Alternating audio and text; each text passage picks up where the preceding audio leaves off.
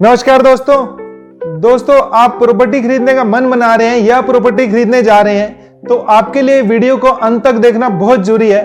दोस्तों, प्रॉपर्टी खरीदना हर किसी की जिंदगी का बड़ा इंपॉर्टेंट डिसीजन होता है, बहुत बड़ा डिसीजन होता है। आप अपने सपनों को घर लेने जा रहे हैं, बड़ी खुशी की बात है, लेकिन आपके इन सपनों को किसी की बुरी नजर ना लग जाए, इसके लिए रखें कुछ सावधानियां।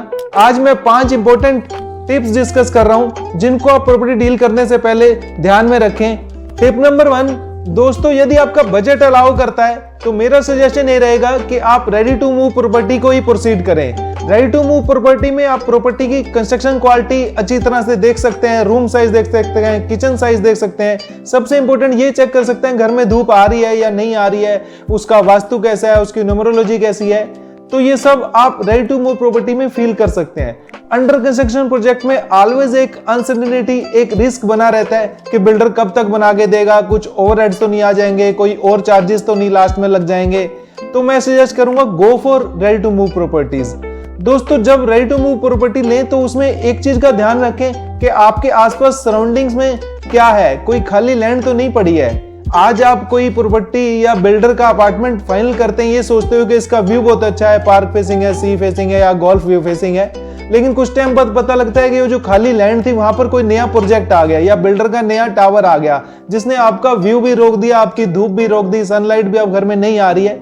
तो फाइनल करते टाइम इस चीज का विशेष ध्यान रखें कि जो आसपास सराउंडिंग है उसका आप चेक कर लें कि वो लैंड किस तरह की है और क्या फ्यूचर डेवलपमेंट्स आ सकती हैं। दोस्तों, अब आपने प्रॉपर्टी पसंद कर ली है। नंबर 2 टिप है कि अब आपको प्रॉपर्टी के जो लीगल ओनर हैं, जो रियल पेपर्स में मालिक हैं, ओनर्स हैं, जिनका नाम प्रॉपर्टी बुक्स में है, आपने उनसे मीटिंग करनी है।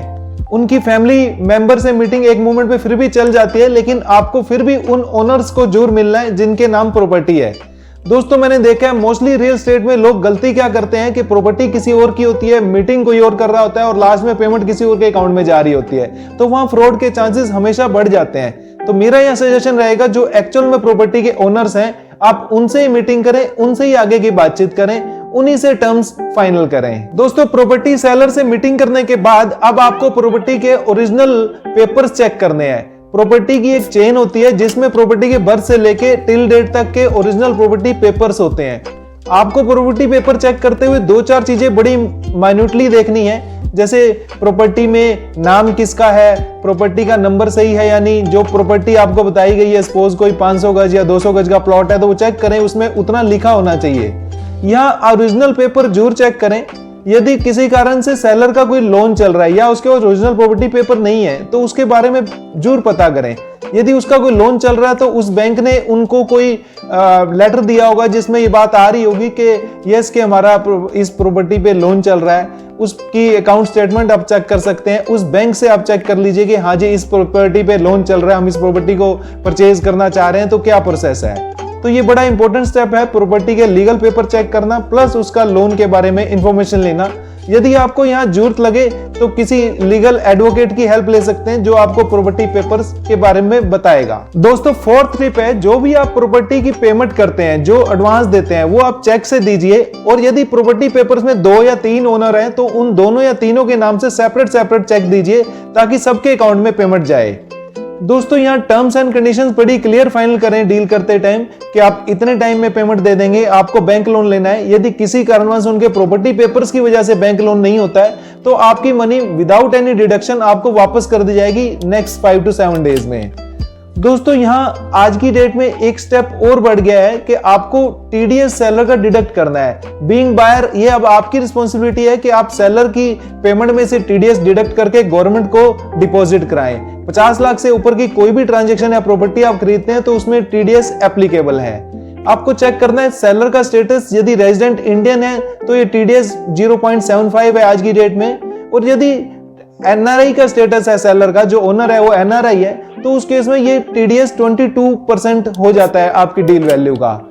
यहाँ पर यदि सेलर आपको लोअर टैक्स सर्टिफिकेट सीए से लेके देता है तो ऑब्वियसली उस केस में आप उसका टैक्स उसी अकॉर्डिंग डिडक्ट करते हैं। बट इस टीडीएस को जरूर समझें, इसके अकॉर्डिंग ही डील करें, और जो भी आप टर्म्स एंड कंडीशन रखते हैं उसको वर्बल मत करें, उसको रिटर्न एग्रीमेंट में हर एक चीज जितनी बारीक लिख सकते हैं उसे लिखें ताकि आगे डिस्प्यूट ना आए आज ही सारी बातें क्लियर हो जाएं। सबसे इंपॉर्टेंट टिप, कहा जाता है जिसका काम उसी को साजे। जो आप प्रॉपर्टी ट्रांजैक्शन कर रहे हैं, यहां मैं आपको सजेस्ट करूंगा जो प्रॉपर्टी कंसल्टेंट होते हैं या प्रॉपर्टी डीलर्स या प्रॉपर्टी एजेंट होते हैं, उन्हें जरूर बीच में रखें, क्योंकि उन्हें प्रोडक्ट की, उन्हें प्रॉपर्टी पेपर्स की और उन्हें सराउंडिंग एरिया की बड़ी अच्छी नॉलेज होती है। आप अपने एरिया का कोई रेप्यूटेड डीलर के साथ डील करें। ऑब्वियसली वो आपके इस पूरे प्रोसेस को एक तो सिंप्लीफाइड करते हैं और एक विटनेस आपके बीच में आ जाता है जो इस प्रोसेस को कंप्लीट कराता है। तो यहां पर कभी भी कुछ पैसे बचाने के लिए करोड़ों रुपीस अपने मत दाव पे लगा दीजिए विदाउट एनी डीलर। हमेशा ट्राई करें कोई मीडिएटर, एक रेप्यूटेड पर्सन आपके बीच में हो जो इस पूरी ट्रांजैक्शन को कराए। दोस्तों, ये बड़े छोटे छोटे बहुत बड़े इंपॉर्टेंट टिप्स हैं जिनको आप डील करते टाइम ध्यान में रखें तो आपकी डील बड़ी स्मूथ होगी। इसके अलावा भी यदि आपकी प्रॉपर्टी से रिलेटेड कोई क्वेरीज है, क्वेश्चन है, तो नीचे कमेंट बॉक्स में जरूर लिखें, जरूर पूछें। आपको ये वीडियो पसंद आया हो तो इसको प्लीज लाइक एंड सब्सक्राइब करें। इसी भरोसे के साथ मैं विकास अरोड़ा, रियल एस्टेट एक्सपर्ट, आपसे विदा लेता हूं। Wish you best of luck. Thank you.